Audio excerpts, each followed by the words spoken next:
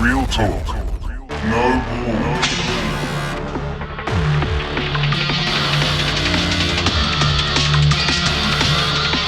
Real talk. We're putting it all on the table. We know what to do. Welcome to episode 21, baby. 21? 21, mate. 21. Yep. Oh, wow. Yep. Far out. 21. That's us, mate. We're getting on. We are fucking We're getting getting on, on. man. We are getting on. So this week we have special guest on the potty tonight, Freddy Foote. Welcome. Hey, how are you guys? Freddie is a stand-up comedian, and Freddie and I actually grew up in the same ghetto back On in the same street. West On the Auckland. same street. On the same street. Donbuck Road, Donbuck baby. Road, that's it. Donbuck Road, baby. Yeah, very kilometers away, but the Oh, same street nonetheless. That's right. Yeah. That's right. I mean, big fucking road. It but, is. but yeah, out there in West Auckland all those years ago. You actually went to high school with my sister. No. So my brother went to high school with your yeah, sister. yeah, I went because my brother got expelled from every school in the district. My parents sent me to a school where people didn't know his name. Yeah. Okay. And so because they thought it would muddy the family name.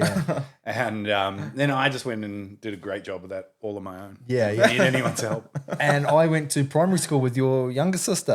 Yeah. It's Siobhan. Yep, that's So, it. yeah, That's it. there you go. No, there's a long running history. We've got many interlocking friend circles. That's right, man. That's right. So far from Massey though. Yeah, Here we are in Massey, fucking classic. Garage. garage and Warner Lakes and bloody North Brisbane. Massey is the butt of the joke in New Zealand, like Frankston is in Australia. Really, right? Like West Auckland as a whole is that, but Massey specifically after what was the show? That famous show that came out that Outrageous Fortune. Outrageous Fortune, which was based in Massey. Massey. right? Henderson. Okay. Yeah, And it was Massey. so to perpetuate the bogan idea that is West Auckland, but it was specifically where we grew up. Yeah, okay. Yeah. Outrageous Fortune was like that whole like Massey, Henderson, Glendine kind of Te Atatū. All the areas I played sport and went to school. Yeah, That's right. That's right, man. Yeah. Roosters. Yeah. Oh yeah. I lived right next to the Roosters. Te Atatū. Shout out Te Atatū Roosters. Shout out. Yeah, man. So we've come a long way since those days. sure, man, for and sure. now you are a stand-up comedian here in North Brisbane. Yeah. Yeah. So let's just fucking dive right into that. Like that's why you're here. That's why we got you on. We're going to talk about comedy and how When you did got you onto realize it. that you were actually funny? Dude, Yeah. the realizing I was funny thing happened a lot later than when I realized I was a performer, right? And it was so I remember you know when like groups would travel to your school and they'd put on presentations and they'd pick someone from the audience. I had like a gift for being picked from the audience, and then after a while I worked out that it wasn't necessarily a gift, but so as I looked so eager, and one time I thought they pointed at me and I just got up and I walked off and they're like, I guess we've got a volunteer. I could have swore they picked me. But even one of the teachers said, as I was walking, I was like, Mr. Foote, you get picked for everything. Like, why is it? And it's that. I always was driven to the stage, but had no skills and had no reason to be driven to the stage, you know? And then, but when did I realize I was funny? My brother was the funniest person. My brother was always the funniest person. Still thinks he is. But I always looked up to him, right? My brother was a guy who could defend himself. He was, and he could disarm people with his words, and so I just emulated him a lot, I guess. And then after a while, you develop your own flavor. And I was about 16, I think. Before I realized that I was funny, 16. It was actually there's a specific moment. My mum, abrasive woman, CEO, like that energy, CEO energy, and she says to me, she's arguing with us one day. My brother and my dad are standing in the dining room, and mum is just going off, and everyone wants her to stop, especially me. And so I just reached into she was talking to me, I was reaching into the pantry, and I pulled out a pack of sanitary pads, and I just tossed them to her. And she caught them and was so mortified. But my brother and my dad were laughing so hard already that it was like she was completely disarmed. It was great. And at that moment, I was like, okay, I like that feeling. Nice. Yeah. And so, it was, but humor was always valued in the family. And it was, I did a student exchange to Brazil. So I lived in southern Brazil for 12 months in 1999. And while I was there developing I was a 17-year-old boy then, developing all these like delusions of grandeur but that desire to perform was always there. And I was planning, so I was doing year 12 in Brazil and I was communicating with mum and dad and like, what are you going to do after school? And I was like, well, performing arts. What are you talking about? There's no other option. Of course, I'm going performing arts. And they talked me out of it. They talked me into a communication degree, which they're known these days as like the arts degrees, right? The useless degree that no one, like it just meant you can go to uni. And so I graduated from uni with a communication degree about a year before social media was invented. Yep. So all of those skills just became obsolete. Oh. Yeah. But it was never my passion anyway. Yeah. And that was the whole thing. So right now I've got a son who's an amazing guitarist. He's 16 years old. He's only been playing for like 4 years. He's miles ahead of his time. He's better than so good, dude. So good. I cannot speak enough about how good this kid is. But I am trying to not be, not to say that what my parents did was very bad. Like trying to scope into you might not make money that way. They're probably right. But I would say that is what pushed me to comedy. Was that there? Like I always had the drive. I had none of the skills. The one thing I could do was talk, and I was funny. And so I called myself a comedian. I entered, I did a gig when I was like 18, one when I was 19, a couple, 20, 21, 4, maybe 5 by 21. Spent the next 8 years calling myself a comedian to anyone who would be prepared to listen, was doing nothing. And then I had kids. And when my second kid came along, I thought, oh shit, I better do something about this stat or it's just going to be one of those things that just passes and it's never going to happen. And so that was, I think 2011, I did 11 gigs that year. 2012, I did 56 that year. And then it was 100 plus every year since then, with averaging up until COVID, probably 150 a year. Wow. Yeah. Smashing it out. So, well, I was. Yeah. And now I'd be lucky to get 2 a month. And so I am thankful to old me for putting in like a lot of work, a lot of driving to tell 5 minutes worth of jokes, but you've driven an hour to get there, and that's petrol money, parking, like all the stuff, just to be able to do your art, because it's not the same. It's not like sitting here and just being able to shoot the shit and drop jokes. Yeah, this is about like measuring them in mass crowds. Yeah, yeah. And how did you like when you first started out as a comedian? Like, did you like bomb? I still bomb. I still bomb now.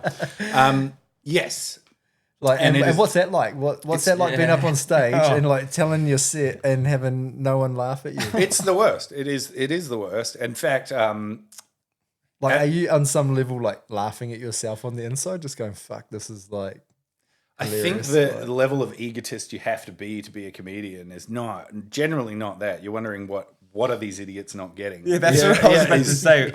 You're the problem. Yeah, generally, and it's never the case. It's not never the case, but usually there is something that the performer could have done better to prep the situation, to ease it. And with all the woke shit going on, there's been a lot of that where people get very offended by certain jokes. And they're never typically my jokes. It's not the sort of the style of comedy I do. I like to do in your face gross comedy, but about I always say I like to say the most offensive thing, but your grandma could hear it.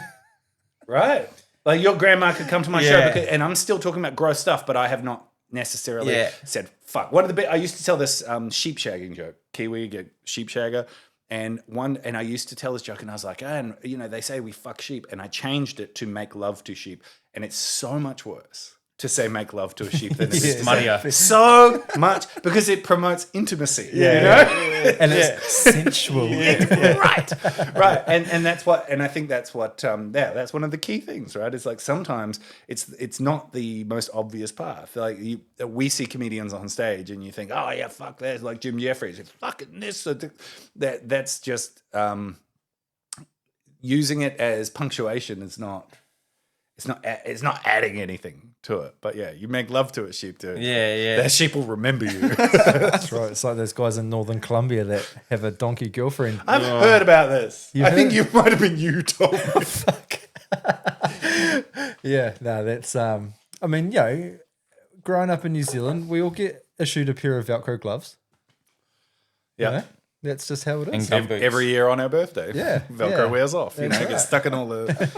Is it? You got to hang on, man. Yeah. But yeah, man. And so I started. So I ingratiated myself to the Classic Comedy Club in New Zealand, biggest, best comedy club in the country, and then. And that was, and Scott, who runs the show there, has let me back anytime I want to perform there. I can still get better gigs in New Zealand than I can get in Australia. Yeah, wow. Yeah, wow. Yeah. And so how long you been gigging for now? It'd be 15 years? 15 years consecutive, like from 2011, 2012, yeah.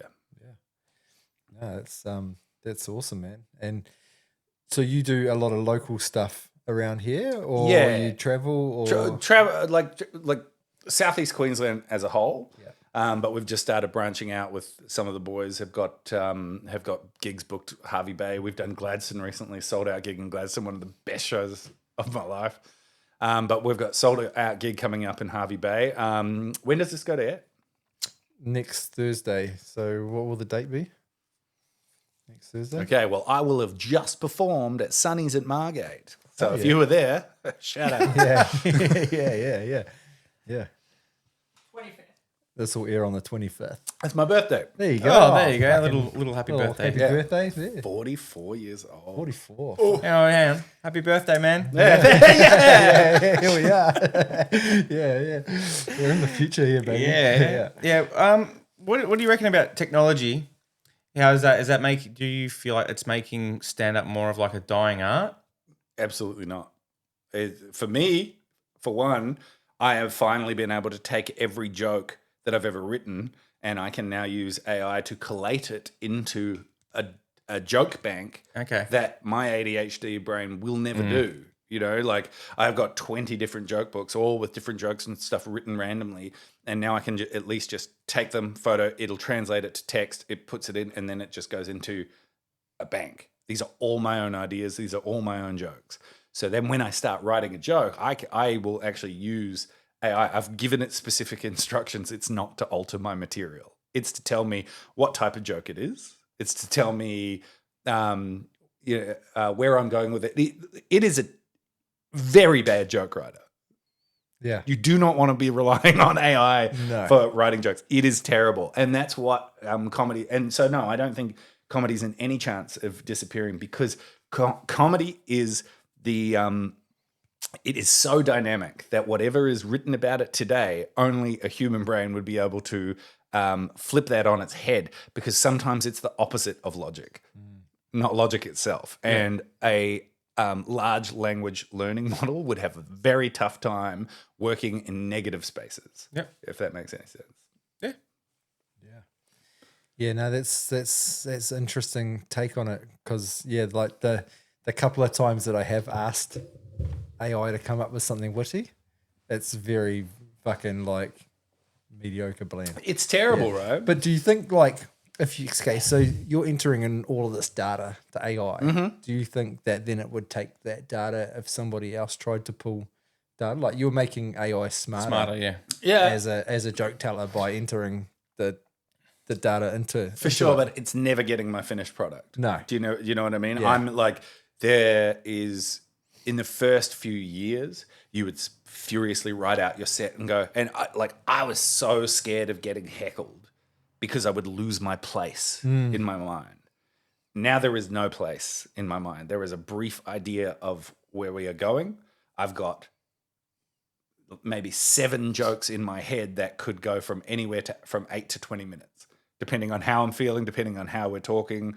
And I'm sort of always over prepared with the amount of jokes. I will never get through whatever I prepare.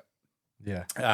But you work out whatever time you've got, work out what your best joke is, and when you feel it all starting to wind down, you put your best joke in to wrap it up. But it doesn't always go like that way. And I was on such a good run for like up until quite recently. I hadn't bombed in so long, and you start to lie to yourself and be like, I think I've done it. I don't think I can bomb anymore, man. I think I've got this. And so that bomb is one of the worst because you are now so filled with confidence that nothing is going to rattle you. And so you go out on stage and that's when you're rattled, is when nothing can rattle you. Yeah. And so you're like, that comes, it's not like you're going out there with bravado, but you hold it here, you know, you're walking out there, you're coming out chest first. And then getting shamed a bit, and it's like, I'm gonna go sit in the car. And my missus is a comedian too, and she usually performs straight after me. And I was like, I am not watching this. She crushed that night. Shout out Emmy Grace. How do you deal with the hecklers? Like, hecklers are my favorite now. Yeah. Because is it like, because it's an art form, right? Dealing with a heckler. Yeah, it's like dealing with a child, right? Like the anyone heckling at a show either thinks they've got something funny to say or they want to be a part of the show. Yeah. And you can make either. So if they've got something funny to say, you can acknowledge it and try and incorporate it. Great. That'll go laugh. Very rarely does a heckle get a big laugh, but it does happen. Yeah. It does happen. And when it happens, it's pretty great, but it's pretty rare. But generally, when we're in Gladstone, this guy comes up to me and Em before the show and he goes, hey, just so you guys know, like, lean on me. Like, I'll be in the crowd. I'm a fun guy. Lean on me. And then he left and we went, do not talk to that guy under any circumstances. That's a guy who just wants to be in the show. That's a guy who's thought about doing comedy his whole life. He's going to ruin that show. He's going to ruin it for you. He's going to ruin it for me. He's going to ruin it for you. You are not going to have fun if there is a person in the crowd who feels that way, because they won't stop. Yeah. So the person who has a funny idea, you say something funny, I address it. You might even retort, funny, it's over. It's been dealt with. Or if I shame you, that's the end of that. The person who wants to be in the show, I shame them, which is their cue to shut up. And they're like, I'm in the show. All right, what can I do to help them next? Yeah. Yeah. And I don't need, like I always say to the kids, I don't need your help. Yeah, that's right. That's right. That should be like a little thing before you start your show. I don't need help. Yeah, tell everyone off like they're your kid. I don't need your fucking help. I don't need your help.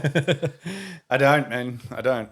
I need some help, but not yours. Yeah, that's right. How do you deal with like the judgment of bombing? Like, you know, do you judge how hard do you judge yourself on a bombing performance? Pretty hard. Pretty hard. I am. Everyone around you will tell you it's the crowd. Everyone, because no one wants to say you were shit, and you were. Like, really, the crowd can have some influence on it. But I watched Jacques Barrett one day. Jacques Barrett's a Sunny Coast comic. Maybe I think he was Rocky. Great dude, great comedian, and he was hosting Raw one year. So that's when all the newer comedians are coming up, and he's the entertainment while they draw the winners. And he comes out and says, "Oh, it's wonderful that so many of you are here tonight and supporting your friends. And yeah, tough crowd, you know." And then proceeds to murder, like just so hard, the best jokes. And that whole crowd was laughing their asses off. And at the end of that, he goes, "Tough crowd." And that's the truest thing of comedy. And that was an awesome lesson. It wasn't a tough crowd. No one was good enough. No one can read the crowd. And I like to think I'm better. I'm a lot better than that these days. But I don't know if I'm still Jacques Barrett turning it around. Yeah. Yeah. I guess like I feel like I'm a pretty hard egg to crack sometimes. And I probably I love going to comedy gigs when I get the chance, you know, but I also, I guess people go on with like this expectation, right? Like, I want to laugh. Yeah. And then it's kind of like, if it's just not like cracking, it's like, it's just not cracking. Like, Well, if it's not cracking and you've gone in wanting to laugh, that's a particularly bad show. Yeah. You are prepared for it. You're actually setting yourself with the ingredients that we need as comics. Foreplay. Yeah, right. That's it, dude. Yeah. But so as comedians, we can find ourselves performing in corner bars, in sports bars and stuff like that.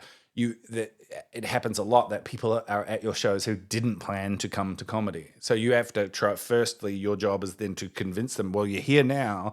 Now let me prepare you to laugh. If you're coming to a show prepared to laugh, you will do better at a show that people paid money to see than you will for perhaps a free show. Yeah. Okay. It's kind of like a placebo effect. Yeah, you know, you've like, invested in it. Yeah, you've invested in it. So it's like you're going to have a good time because I paid money to Right. fucking laugh. It's going to be funny. Exactly right. And by paying that money, you've signed a contract with yourself that this is going to be funny. And so you are dialing in, you are hyper tuned to subtle eyebrow raises, like all the things that we actually spend a lot of time trying to perfect. Like one little joke can sometimes just be turned on its head just by a pulling away or something like that. But those who are attuned to it will pick up on that stuff. Yeah, man. Yeah. So what kind of comedy do you do? Like, is there like different, like, I guess as a comic, like, do you guys like have like categories of comedy that you might fall into, or Yeah, well, this is what AI helps me with. Like, so I can answer these questions, but it cannot help me with a joke. Like dark, but what is dark, right? Like Anthony Jeselnik does gallows humor. And I think I'm somewhere in that, between dark and gallows humor. So like my best joke is the joke I close with is about my dad dying in my arms. Great joke. My family wishes I will stop telling that joke, but that's my best joke. And so I've, it's like therapy for me. I've taken that, rebuilt it into something that works, That's right. Yeah. And I guess that's where a lot of comedy comes from, right? It's like from your own personal experience. I think out of all of the jokes I tell, very few are manufactured. Very, very, very few are manufactured. Yeah.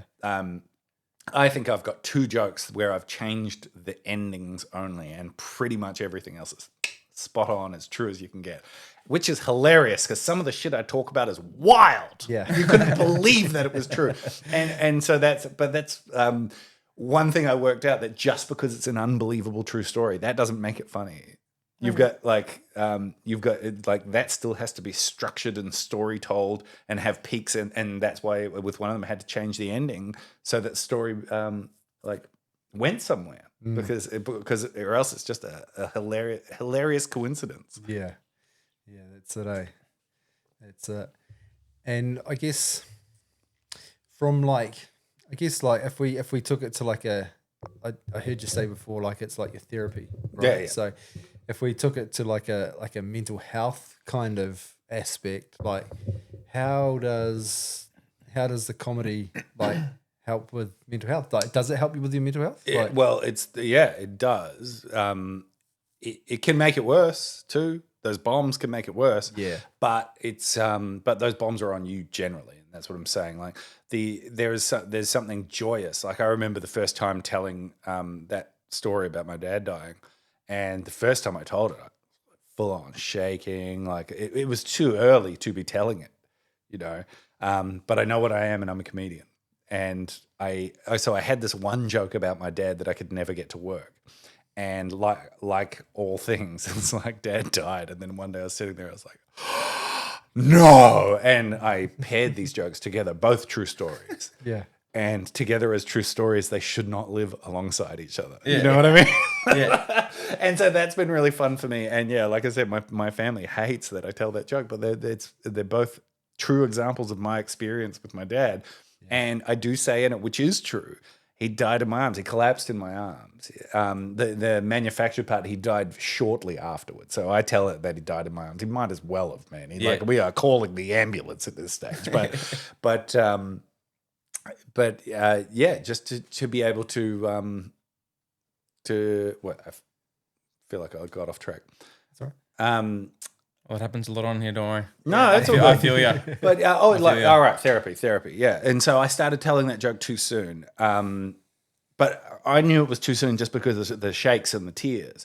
But then was that I feel like it was helpful at the time. It helped me reposition it. It's not like I was traumatized by that experience, but what it does now is I can barely think about that without laughing. I can barely think about that moment. I'm not laughing at my dad. I'm laughing at him for the story He's that provided. sits alongside Yeah. the dead story. But Yeah. no, it's so it becomes this thing where I can now look fondly on it, and no one else has that in my family. No one has the memory of dad dying and can even like smile. And again, not laughing at it, but it's just if somebody could paint and they could paint a picture of him and it's on their wall and they can walk past that, they can smile and enjoy that. And I guess as a comedian, it's the dark arts, but it's the same thing. Yeah, it's the way that you've processed it. Yeah. Yeah. And my art is look how I process things. Yeah. Like what a weird way to process things. You spoke about bombing. Yeah. How do you pick yourself back up? How do you get yourself back into the mindset of like, no, you know what? Fuck, it's just a bad night. I'll get up and I'll kill it the next one. Because like for me, from a judgment and like I'd take it so personally. Yeah. Like I'd be like, And you- fuck that. I'm not Yeah. even funny anymore. No, and you do take it personally. But yeah, especially, how do you especially if it's your good jokes, especially if the night has gone badly, you haven't managed it well, and you've told your best jokes. So I've told my dead dad joke before and it bombed. That's not a fun feeling. That doesn't feel like I'm honoring his memory in that moment. It's only when people are crying and laughing that I feel like that. Bombing makes you right. Bombing, like it is such a feeling of dissatisfaction. It's like a bombing is going into your job, realizing that you hate your job, and that you're going to have to now go and write a new resume to go get another job. Do you feel like it's a rite of passage though, as a comedian? I've never met anyone who has not bombed. Yeah. Yes, it is a rite of passage. It is definitely part of it. And if you haven't bombed, you're a liar. It's like the fucking branding. Man, I remember seeing a comedian bomb and my heart broke. I was like, you feel poor bad, eh? bastard. Like, oh. And it's like I wanted to get up there and cuddle him. Yeah. I was like, he looked lonely. Yeah. It can be pretty sad. And I'm not great at pulling it out of the depths. Some comedians can do it. Some comedians do it on purpose. They do well, then they throw in material they know is going to do badly, just so they can win the crowd over again to do the. Yeah. Okay. It's a skill. It's a skill because they're giving you the roller coaster ride of emotions. And That's right. That's what a good arguably what a good comedy show should be. It shouldn't be all. God forbid you'd go to a comedy show to have your own beliefs reaffirmed. Yeah. Yeah. But that's what a lot of people going to comedy shows do, right? That's what a lot of the complaints are. Wait a minute, I've got diabetes. You shouldn't say that about people that have diabetes. My dad died, man, and I'm telling jokes about that. What makes you so special? Yeah. That's it. Eh? Yeah. That's it. And I love the way that comedy changes the narrative. Like you look at like the Dave Chappelle specials that he does, and yeah. All of those as well, if you're looking at the ones that have come out, so far ahead of their time. Yeah. Right? So when Dave Chappelle started releasing his series of specials, what he released in special number 1 is what we are talking about now. Right? Special number 2, and so all the issues that, because when you've got fuck you money, right, you can push the boundaries. Like, this is what I think, but no one's going to, like, uncancelable. And the comedians who have the money to back themselves, there's an audience. There's an audience for every opinion. Yeah. Every gross opinion in the world, there's an audience for. But people mistakenly think that as comedians, we are attached to that view. You know, not simply lampooning the view. And I think South Park are the best example, right? Like South Park for years have been lampooning everyone on both sides.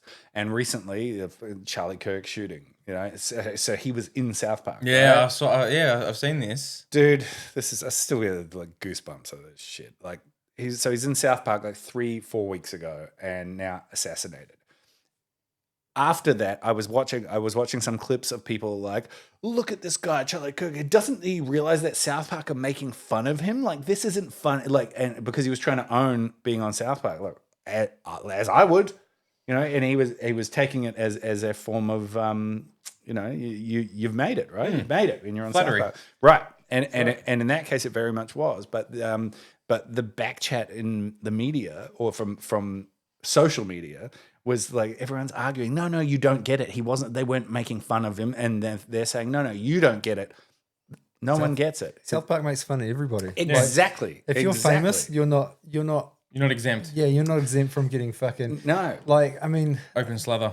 like look at what they did to Tom Cruise and John Travolta, Yeah. John Travolta and R. Kelly. Yeah. my favorite one of all time is Jennifer Lopez. But this is it. There's no sides. Yeah. And so to argue that you have one side or another. If I'm going out there talking about, like, there are some things that I wish I would talk about on stage that I don't for that reason. Like like getting sex offenders to build railroads across the country, I think is a genius plan. Yeah. Right? Why not? Like, Yeah. put you to work. Yeah. In the But desert. Yeah, but Yeah. anytime, Yeah. exactly in the desert. It's the only place, right? That's right. As far from a playground as possible. Yeah. That's where I'm gonna go. Like, we'll bump up your meals, Yeah. but no, but trying to present ideas that are against the norm and stuff, it can backfire. It only ever results in a bomb, but it, I guess the thing is, if somebody goes to a comedy show and they're feeling offended, then they probably shouldn't fucking be there. Oh, fuck, I hate. Like, That's right. Like, you're not ready for comedy. I'm offended. Like, But if something I'm offended so me at a offended. show, it would cause laughter, right? That's Like, right. But I'm geared for it. Yeah, Yeah.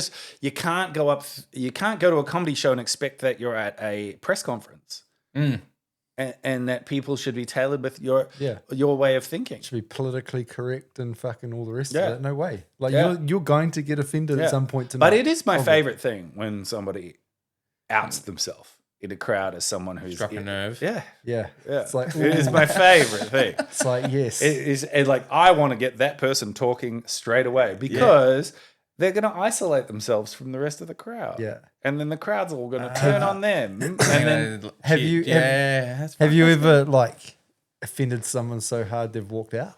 Have you ever had someone walk out on you? Yeah, I suppose. But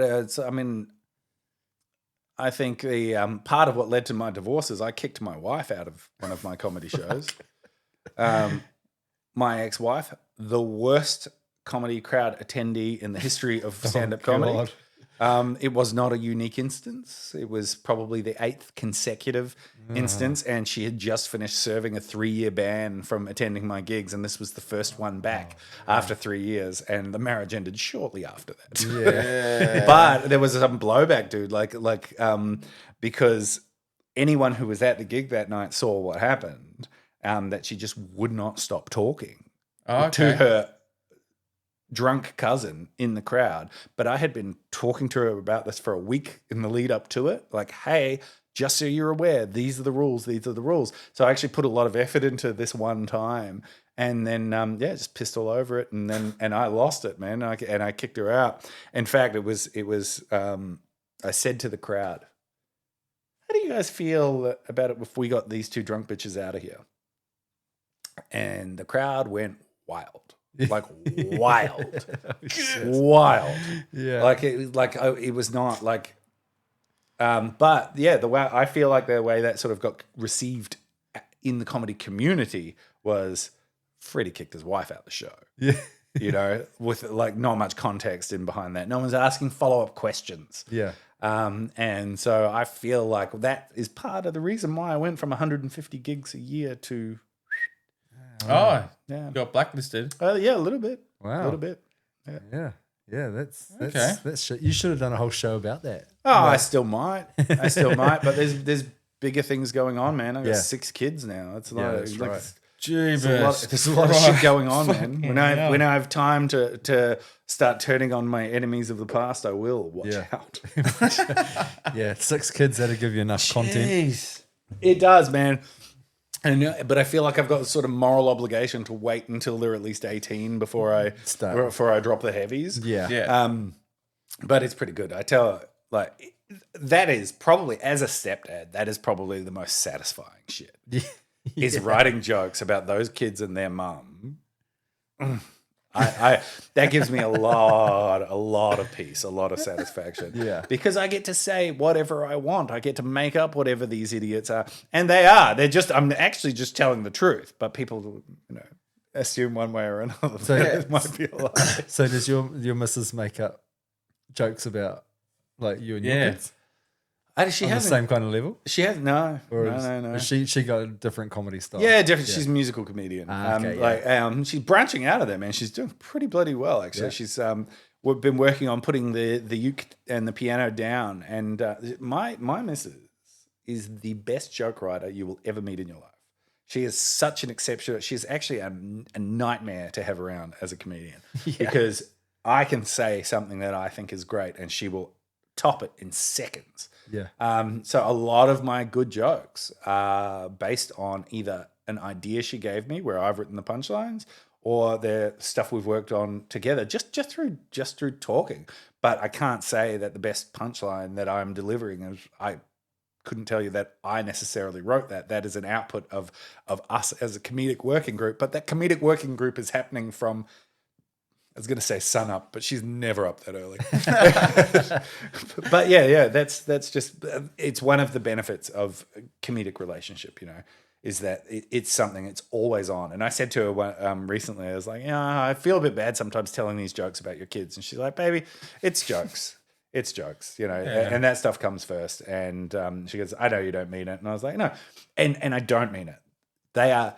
What I love about comedy, you get to say, you know that fight you had with someone and you're like, you walk away, I'm like, I should have said this. Yeah. In that story, you did say that. Yeah. And that's what you get, right? You get to tell the story the way it should have gone. Yeah. And that's fun. And that's fun. So if something like, my stepson could do something that drives me mad, and in a week I'm lampooning him on stage about something that's a variation of the truth. Yeah. But it's, for me, that's satisfying. Well, that old saying, you can't let the truth get in the way of a good Yeah. story. Yeah, right.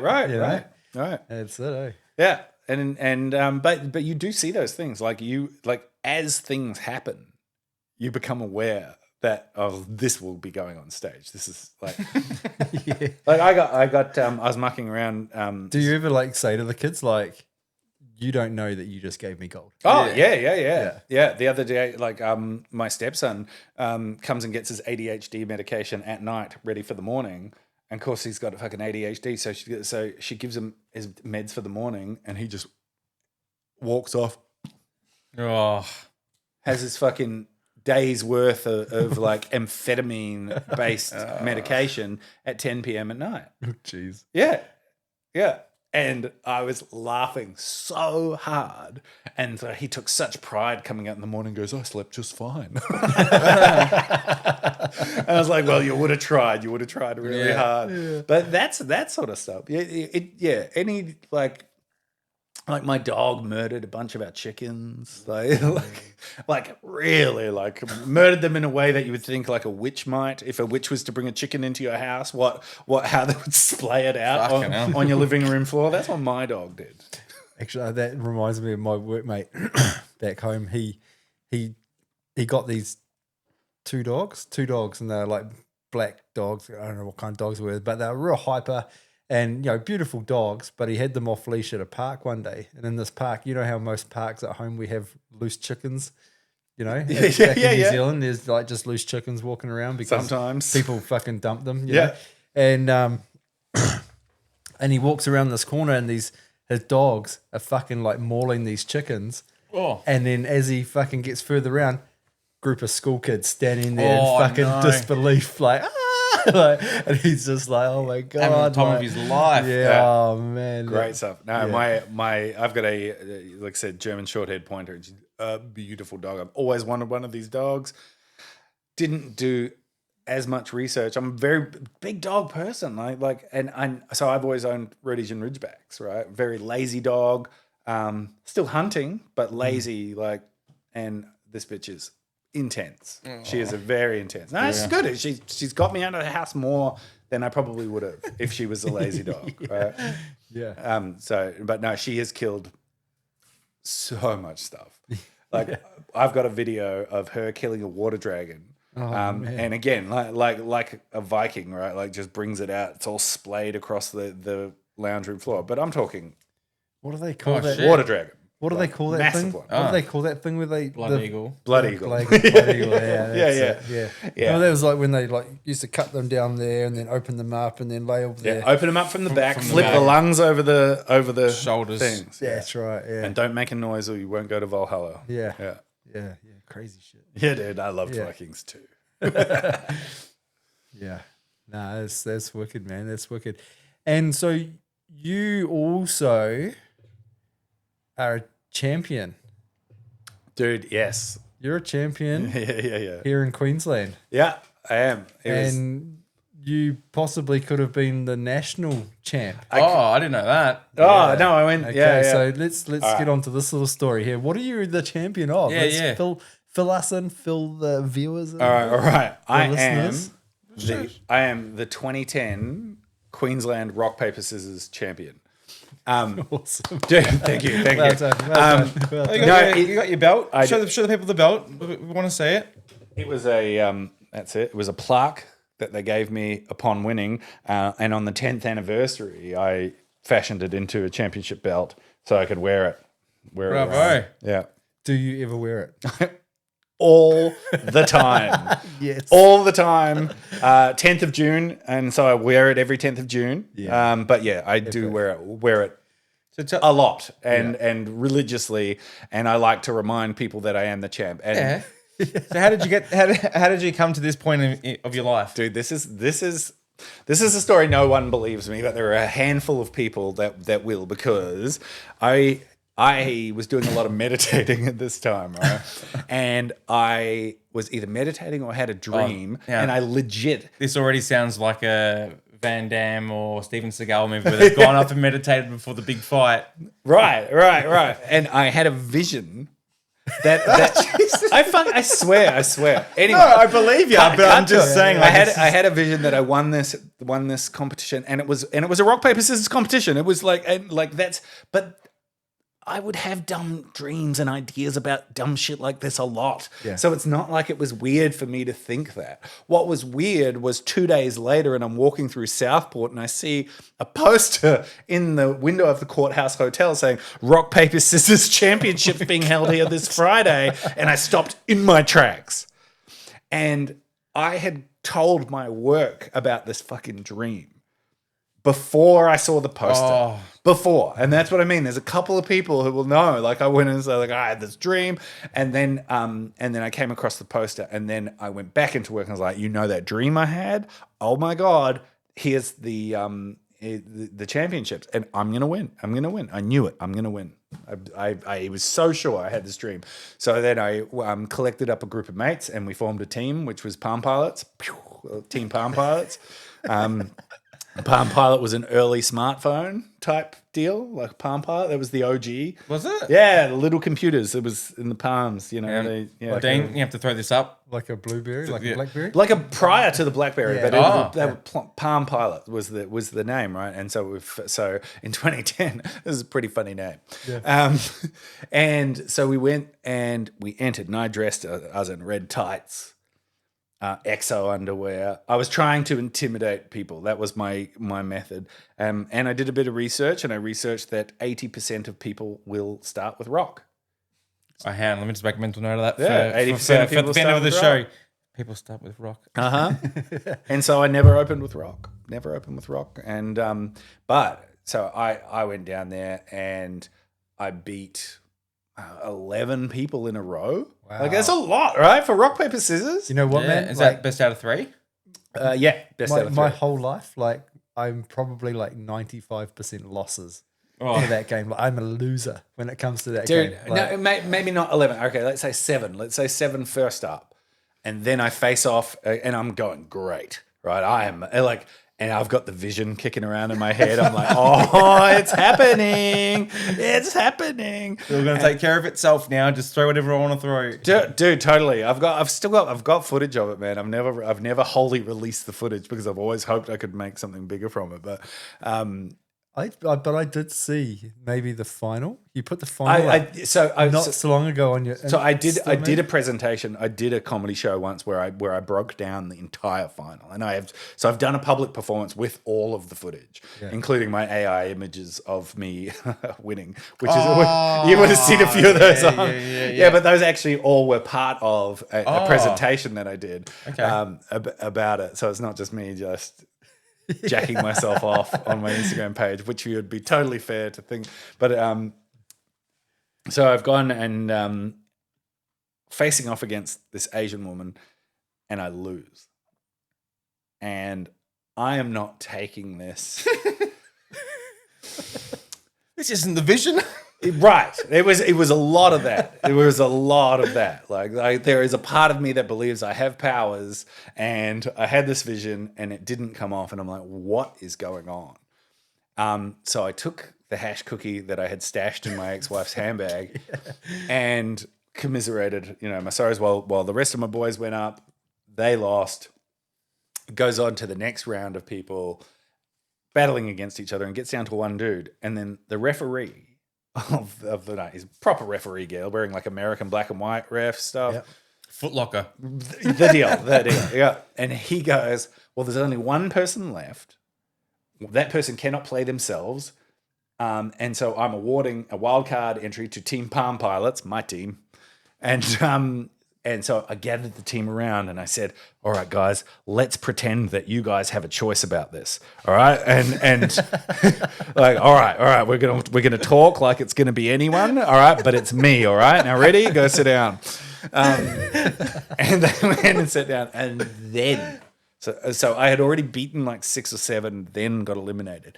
Then I went through and beat 11. That's the best. On the trot. Wow. One after the other, after the other, after the other, after the other, until I faced off against the Asian chick who knocked me out in the first place. Ooh. Pulled the rug. And that was a best of 5. Like first 2-5, not best of 5, first 2-5. So it was like a best of 9 type scenario. You pulled the rug right out from underneath there. Dude, it is sucks, sweating and everything. Or Dude, so much. If you're like, I think that footage is on my Instagram. You can see, and if you look closely, on the final scene, I pull my leg up. I'm a flexible dude, and I pull my leg up and arch it on the chair, and I'm leaning in like this, and I hit him with the heavies and get it, and I win. And so the vision. Right, the vision becomes true, and so I've watched myself lose it and gain it back in the same night. That might have been part of the vision you missed, though. Like that part there where you lost, and then you had this like big redemption. Like you might have only seen the second half of the vision. I don't think the brain editing is up to that scratch. Nah. But dude, it was like that, and it was and the crowd went mild. Like the crowd was not there. The crowd was not there really for the rock paper scissors championship, but fuck, did I make them put me on their shoulders, carry me around the pub. That's it. Well, I won like tickets to the Brisbane Lions games. I won flights to Canberra to compete at nationals. I was like, it was a few bunch of prizes, and the plaque, right? The plaque, so you can see it, rock, paper, scissors. There is no other variation. It is rock, paper, scissors. It's not paper, scissors, rock. It's rock, paper, scissors. It's not gang anymore. Right. It's not, it's that. And let's make sure. Yep, see? It's legit. RPS, dude. That's RPS, it. Except I put a C in there for champs. And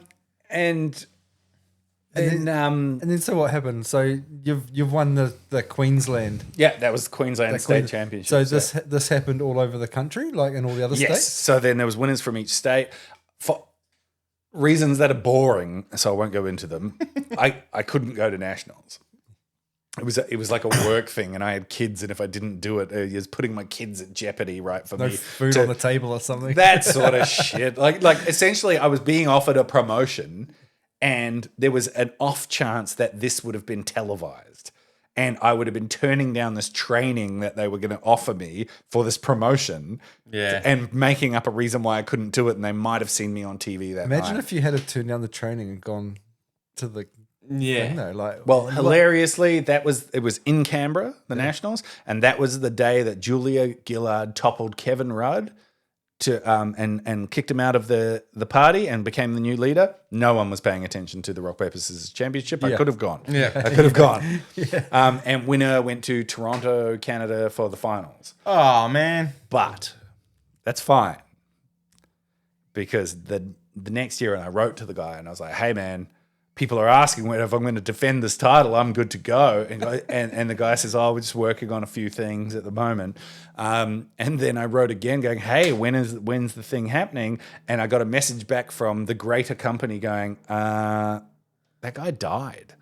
oh god, Like the referee guy, he died. oh man, And I said, "Are you telling me that I am going to be the rock, paper, scissors champion of this state forever?" And to date, they've never put it back on. I'm still the reigning Queensland rock, paper, scissors champion. 15 years on. Yeah, 15 years. Yeah. Wow, that's Yeah, amazing. and so I believe now statute of limitations means that, like, I own the rights to the championship, right? Yeah. Like, I've got the belt. So I've entertained putting it back on. I ran into hard times recently, and I put that up for sale on Marketplace. Do you know who tried to buy it off me? I had it up for sale for $1,895, which is a great price. I think you. It's a piece of Queensland sporting memorabilia, right? Yeah. Historical value. And I got a phone call from Corey Parker, former captain of the Brisbane Broncos. It's like, "Oh yeah, me and Ian Healy run this show." It's like, Marketplace buyers, you can't be serious about that price, are you? And I was like, "Well, serious enough." And offered me $20 for it. The nerve. Right. The fucking nerve. But then I was like, but I started getting into the hype, right? And I was like, "Oh, this could be a good opportunity, though. Like, I could start talking about it again." And then, no shit, I got messages from. So I put the whole story up, like that I just told you, through the power of cannabis, the whole thing. And I started getting messages from people on Marketplace going, "Don't sell this. What are you doing? Don't do it. Don't sell this." Yeah. And I wasn't even telling them that I was contemplating selling it to Corey Parker for $20. I had it on for $1,800, and people messaging me saying I would buy it if I had the money, but I don't think you should sell it. And so I didn't. Yeah. I'm glad you didn't. I'm sort of glad I didn't too. Yeah. But it's a fun story, man. Oh, it is a fun and story. the fact that you've got the plaque still to go with the story, because then if you didn't have the plaque, then years down the line, the credibility might not be there. For 7-8 years, you could still go onto their website and see that I was the champion. I've got screenshots saved of it somewhere, but there are 6 other people around Australia who are in the same position as me. Right. So, have you been in touch with any of those people? No, no. So there were people who actually filmed me. Film students filmed me winning on the night, and I've reached out to Griffith Uni. I've reached out to try and find people who are filming it to get like the better angles and all the stuff. I think I have tried to reach out to a couple of the others, but it's been pretty difficult. I'd love to get that together. So how does one become a referee? Maybe I can look. Maybe I can think help. you just make it up. You're in luck. I'm pretty sure. So rock, paper, scissors still operates like worldwide.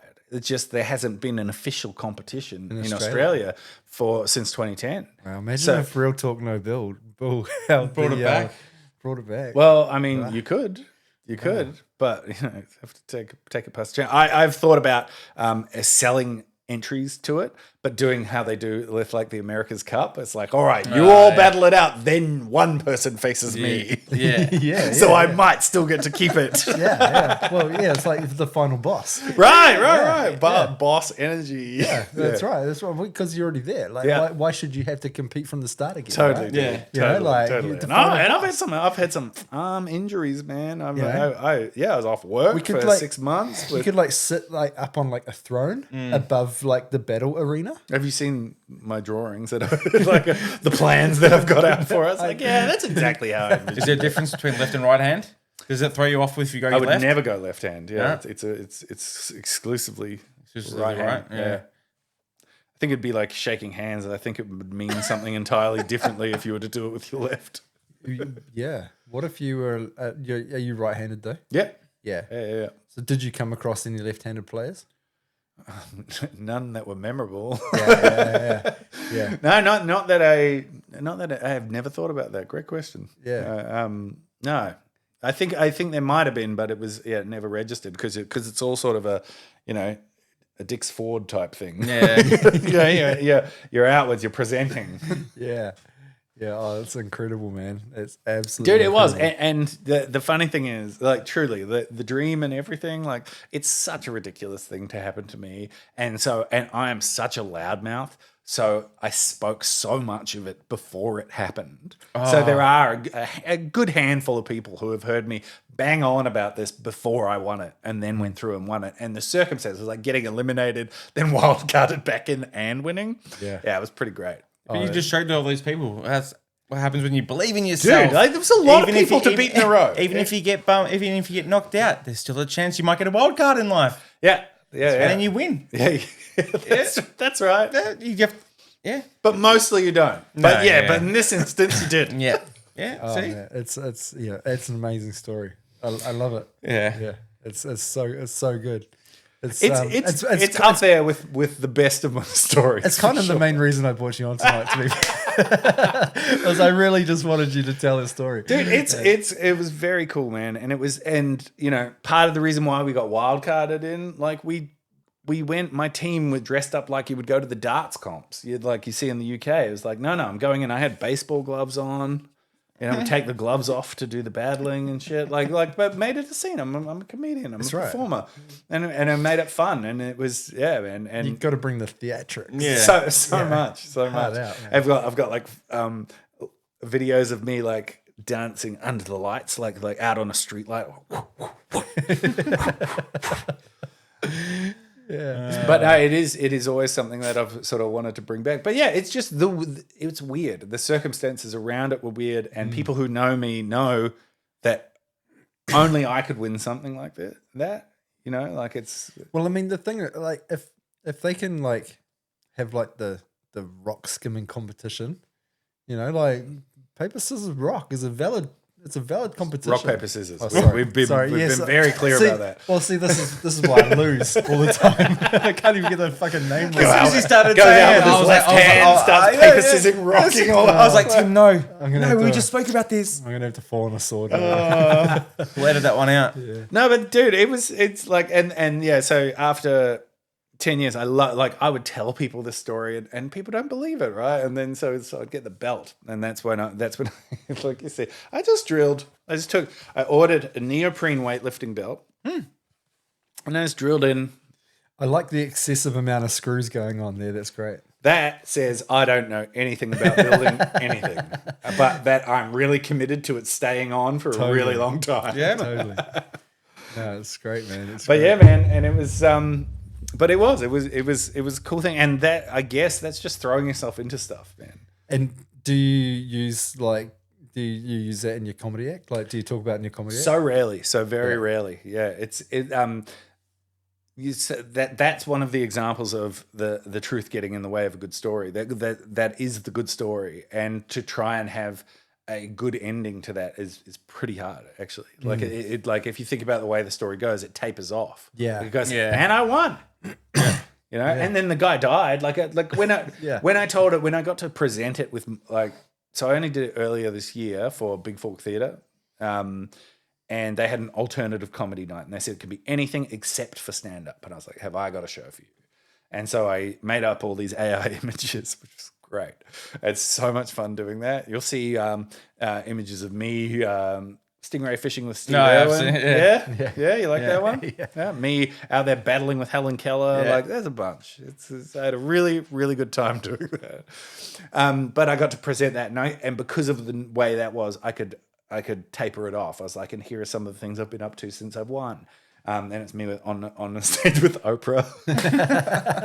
But this was great. This was like back in where I had the paid version of ChatGPT and I was using actual photos and it was like modeling it all off the stuff that I was wearing and stuff like that. That was There you go. That's what the paid version does. We had this discussion, didn't we? Yeah. Yep. There you go. Oh There we man, yeah. Yeah. Nah, Paid, awesome. paid version does heaps. Yeah. Yeah. Oh man, well, it's been fucking awesome having you on tonight, bro. Oh, that's awesome. Thanks for having Yeah. me, man. Yeah, I love man. telling that story. Oh man, that was a good one. Yeah, this is gonna drop on your birthday, so Oh, yeah. again, happy that's birthday, awesome, mate. man. Happy You- birthday. You should get in the Asian chick that I beat. Yeah, Should be yeah. dirty. Yeah. Should be real dirty. Boys, yeah. He's getting all the publicity now. Yeah, well, that's it, man. That's it. Hey, bro, awesome, man. Thank you. Thanks so much, man. Thanks, man. Thank you It's very been much. Awesome having Thank you here. you. We're putting it all on the table. You know what to do.